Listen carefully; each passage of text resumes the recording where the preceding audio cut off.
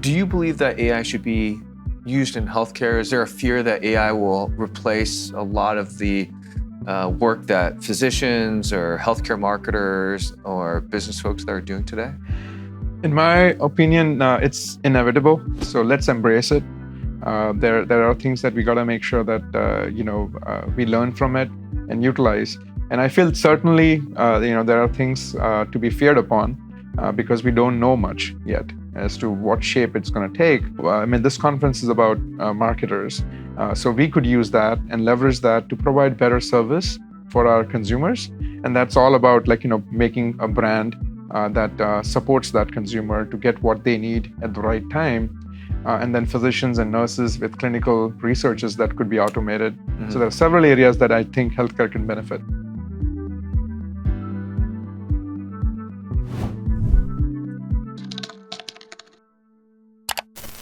Hello, healthcare. It's inevitable nowadays not to be engaged with AI or artificial intelligence. From your news feeds to your last Amazon purchase to your latest episode of your favorite show on Netflix, we've all interacted with, knowingly or unknowingly, AI.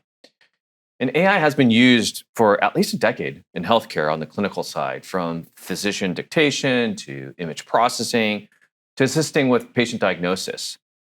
But what about the non-clinical side of healthcare? Can and does AI have a role in helping healthcare marketers, strategists, and operators with their business initiatives and tasks at hand? Joining me here today is Sujal Raju, CEO and founder of Enqbator. Enqbator is an award-winning digital solutions agency that has helped many leading health systems deliver world-class web content and experiences. Sujal, thank you so much for taking the time today and welcome to the podcast. It's an honor, Alan. Thank you so much for having me. So Sujal, you work with many different health systems. I'd love to learn more about what you guys do and how you're helping these health systems. Absolutely. Well, first of all, thank you for the opportunity. And I'm sure this session will be great. It's the hardest topic around. And I think there is enough to be learned still and enough that is already out there. And people are adapting it at such an alarming rate that it is certainly interesting to see how it's going to head us, take us.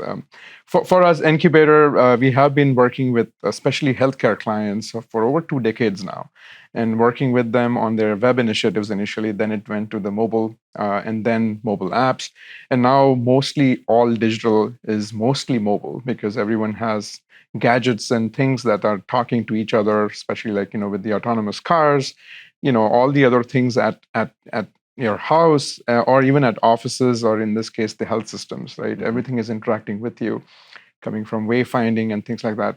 We have been part of this journey for, I would say, about 10 years. We've been working with such artificial intelligence applications, from reading surveys and making, analysis from it so that you can gather, if you think about social media and you have hundreds and hundreds of posts and comments, and then how do you have a single person, if you've employed someone as a social media expert, to read all of that, make sense out of it, and which ones to comment on, or get a sense of the emotion of the person who is commenting, and how do you respond to that, both negative and positive. There is so much that could use AI and benefit from. Right. So that's primarily what our interest is, and we research on that quite a bit. That's awesome. So help the audience understand. Help me understand, what is AI, right? I think that people are not sure. Like, what is it and how does it work? So, Alan, it's something that the AI acronym has been thrown around, and everything that seems like dynamic, people say, oh, that's AI. Partly true, but I would say AI in lay terms is simply a machine that has learned enough and is able to make decisions like humans would. So it has a lot of data that it analyzes, and lots of data that it can. And the more data you feed it, the more better it gets. And then it's able to use the neural networks to be able to analyze the data from different layers at the same time, and then be able to use that and give out predictions and I would say decision making like humans would. Mm-hmm. So that's what is AI. So do you believe that AI should be used in healthcare? Is there a fear that AI will replace a lot of the work that physicians or healthcare marketers or business folks that are doing today? In my opinion, it's inevitable. It is going to come here, not just in healthcare, but everywhere, right? So let's embrace it. There are things that we got to make sure that we learn from it and utilize. And I feel certainly there are things to be feared upon because we don't know much yet as to what shape it's going to take. Physicians, a lot of things that could benefit, right? So this conference is about marketers, so we could use that and leverage that to provide better service for our consumers, and that's all about making a brand that supports that consumer to get what they need at the right time. And then physicians and nurses with clinical researches that could be automated. Mhm. So there are several areas that I think healthcare can benefit. Absolutely. I agree with you 100%. But as we look at the application of AI, what are some of the boundaries and limitations within healthcare that you and your clients have come up against? Yeah, so with the Chat GPT, which has come around, and with the popularity, everyone's just getting to it and be able to use it and not realizing what they should or should not do, right? So I think one of the first boundaries or limitations that I advise my friends in healthcare and leadership positions is that please let them be aware what it is, how to use it, and also make sure that they do not put any personal information out there just because it's too tempting. Especially the ones like imagery and things like that, where it's able to feed off an image that you provide and then say, all right, enhance it or something like that. It's out there for anyone to take from there on. And some of these AI programs actually state that right there in their terms of use, saying that, hey, we could use this to better our algorithms or use this for our own research, which means that the data could be out there exposed. So limitations are where, make sure that you use that for studies.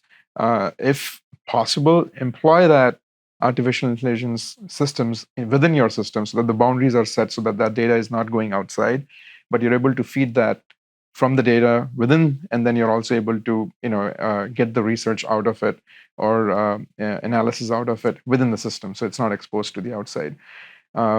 Having personal data exposed is the biggest risk. Obviously with the privacy policies. One good thing in healthcare is that we have been exposed to HIPAA regulations for the longest time, and we understand what's personal information, what are limitations, and how we should or should not use that data. But then once you expose it to artificial intelligence, it just goes, and unless you set it to say like, hey, these are the things that you should not be saying or doing, these are some of the things that we have to train it. Absolutely. So is it safe, right? So I think the top of mind healthcare, especially on the non-clinical side, which I find fascinating, is I believe more risk adverse than the clinical side. Correct. So how do you overcome that? How do you help your friends and leaders in healthcare take that step and assume that risk, like this is okay to move forward with? So what I advise is use it for the softer things right now. For example, hey, you have comments from social media, right? All right. So let it analyze that and get you a summary, all right, of okay, what's the general emotion of where this is heading? Is it positive or negative? And then react to it, right? Content writing is one place where you can say all right, I wanted to give me ideas on topics, or maybe give me an idea for the heading, the proper heading for doing this news story or things like that. Get some ideas like that, but don't overuse it in areas that you don't understand, how it could produce content or use that content to be able to say things. It's one of the risks I say is or no different than think like a person that you've employed, and if they go rogue, right? It's still it basically is computer systems that have been taught to learn from whatever data you feed. Mm-hmm. And then the algorithms or patterns that you're saying this is how you want to produce the analysis. So if that has not been done right, it's possible that it's going to give out results that you possibly don't want. So those are some of the risks. That makes a lot of sense. So you've seen a lot of applications. You work with a lot of different health systems. Yeah. Share with us kind of what are the best examples of AI applications in healthcare today? I myself am very excited about all the different applications that AI could be used on. On the marketing side, I think hyper personalization is a concept that I have been working on for a while. Think of Amazon, right? Amazon's initial website had homepage, and then you had navigation and other things. But now Amazon's website is completely dynamic. The homepage that you get is completely different than the homepage that I get. It's based off my patterns of what I have shopped on. And the philosophy before was like, hey, make them stay on your site for longer. But Amazon does not care. Amazon only cares about how many products you can sell, right? So the less time you spend is fine with them. It's how many products are you buying, and they're able to produce that completely to my taste and interests, and it's able to show me those, and I'm able to make my purchases faster, which is completely fine with me. I'm satisfied with that. It saves me time. On the clinical side, I feel like one of the research studies at MIT is what I take examples from, is that it's life-saving to find a cell that could be cancerous and detecting it as early as possible. And so AI has been used by MIT to study scans for the longest time, like all the records that they had or how much ever they could produce for this data study, and find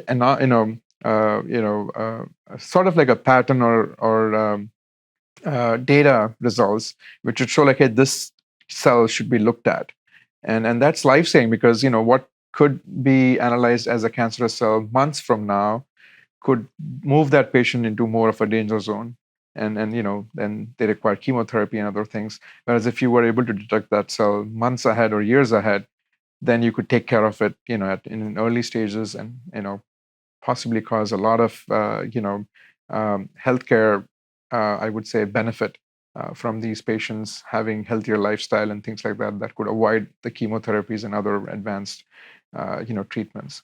Right. So I think that is one place. But imagine that kind of research and study using AI in all the different areas, and I think it will improve healthcare. Yeah, I really like that example, but I also do want to go back to what you mentioned, which is personalization. Mm-hmm. Share with me kind of, what are some specific examples that you've seen from a personalization perspective directly in healthcare, like how Amazon personalized homepages for each healthcare consumer. Yeah. What are some examples in healthcare that utilize AI for that level of personalization? Yeah, I don't have like many examples of sites doing that, but we have done it. And I'll walk you through the trend of how it all started, right? So early 2000s, late 90s, you see sites that are brochureware, right? It's only talking about like, hey, we have these departments at our hospital. It talks about that and has a picture, and that was it. Then came like sites where you would have what they used to call like My Health. So My Health was a way to personalize content so that when I log into the portal, I'm now able to see my results, my doctor, my location that I practice at, my forms that I need to fill, and things like that. And then fast forward, like now in 2020, late 2020s, and early 2020s, late 2010s, and you see AI being used for taxonomy, which is the next trend, where based on what you're looking at, it then suggests you like, hey, these are the topics that you might be interested in. That used to be in the right or the left rail, and it would say, hey, related topics, and then it would get to it. Sort of like Amazon at that point, saying like, hey, if you're interested in this product, you might also be interested in this product. But what we are working on right now is what we call as hyper-personalization, is treating content in segments rather than a full topic. So for example, if you're trying to create a homepage for, let's say, cardiology or something, oncology and major clinical services, the trend is, all right, you have a homepage, possibly a few feature segments, and then you would take them to like, okay, these are all the treatments and services, and everything is structured. But still, it is like one serving for all, and everyone has to go through the same pattern, and it may or may not suit someone who is looking for a very specific information. So the philosophy switches to say like, you know what, I'll feed the content management system that's capable of using AI with segments of data. So not necessarily saying that, hey, this is for homepage, but really say, so that could be a welcome message, which could be one segment. And then it, anything that talks about my department, my physicians, these are all individual segments that, as long as I've properly tagged it, titled it, and things like that, AI will then put together all of that for me as Sujal or for you, Alan, and produce information for you that is very relevant to what you're looking for, right? It will be based off patterns. For example, like Google, right? When you make a Google search or when I make a Google search, completely different. What results I'll get is completely different than what you will get. It's all based off the AI, and it's able to produce, the page zero results, which is really giving you the answers, the rich snippets, giving you the answers right there. So I think that's the progression for websites, mobile apps, and mobile websites do the same. Provide segmented data that are stitched together and provided to the consumer based on their interests and their need at that time. There are a lot of parameters, not just interest, but also like at that moment, what do I need? Absolutely. So Absolutely. And I do find that fascinating. I think that's a fantastic example of that. Yeah. And would love to see more of that technology be implemented for healthcare. Yes. What's fascinating is I still think that is very primitive compared to the other example that you shared on the clinical side, where it's like I'm using AI to detect whether this particular cell in this patient is cancerous. Why do you think there's so much risk adversity on the business side of healthcare compared to the clinical sides? It kind of seems counterintuitive to me. Right. And it's also, because in healthcare, there is a lot of gray areas of where someone thinks that, hey, this is okay to do, whereas, it turns out that it was not okay. Take an example of the Facebook Metapixel. Like, the whole of last year, was all about damage control, because no one realized that, they were collecting this data, and then someone sued a hospital system, and then all of a sudden the legal teams everywhere are like, hey, stop everything, just take off everything off your from your website. So I think taking that into AI, where it's very hard to understand it, right? Not many many people understand it. Even the biggest scientists don't know where it's heading, right? Because it's able to make decision making like humans. So it all depends on what kind of data we're going to feed it, and again, it's open to anyone's imagination of where we take this, right? And we all see all these futuristic movies from 1980s, 90s, and even 2000s, and you see flying cars and this and that. Well, all of that, who knows what's going to be possible? I mean, we imagined, there was that Back to the Future 2020, or they were talking about that era, and we don't have flying cars yet, right?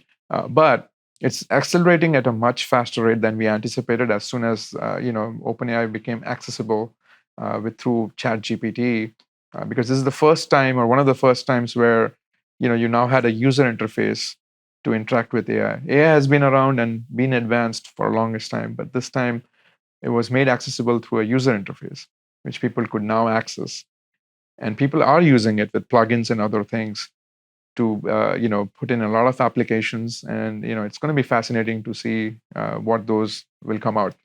So that being said, how does the legal team, the business team, cope up with it to say that, hey, stop that, or like, don't do this, or let's just do this?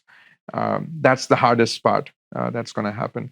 New regulations have to come in and say, like, hey, do not use for this, or if you do this, just like how the car industry was before, until when a lot of accidents started happening is when the regulations became stringent, and now they're better for us, even aircraft flying and all of that. So I feel like over here, in every other application, every other industry, we'll probably have regulations that will be created to kind of put a safeguard rail around it. Right. So that makes a lot of sense. Where do you see AI adoption going in healthcare kind of in the next 18 to 24 months? Different areas, I think, so for example, with 5G, which is allowing a lot more bandwidth, a lot more responsiveness, and a lot more data that could be transferred at faster rates, I feel like a lot of Internet of Things devices are going to come out, which means that as I walk into the hospital, I'm greeted. I don't have to go to the front desk, but it already knows from my app that I've already given permission to interact with the hospital system to say, like, hey, I have this appointment at the 4th floor. How do I get there? Something is telling me through my earbuds, or things like that, and I'm just able to do things faster. That's at the clinic physically, but then you have research studies where using what's called as merged reality, which is using virtual reality as well as augmented reality to do healthcare studies, right? So you could have a specialist somewhere in, I would say, let's say in Asia or in Europe, and they are interacting with students here in North America, or vice versa, and they're able to sit like we are, and in front of us you have a 3D hologram of the heart, and you're studying it, and you're able to make decisions and research.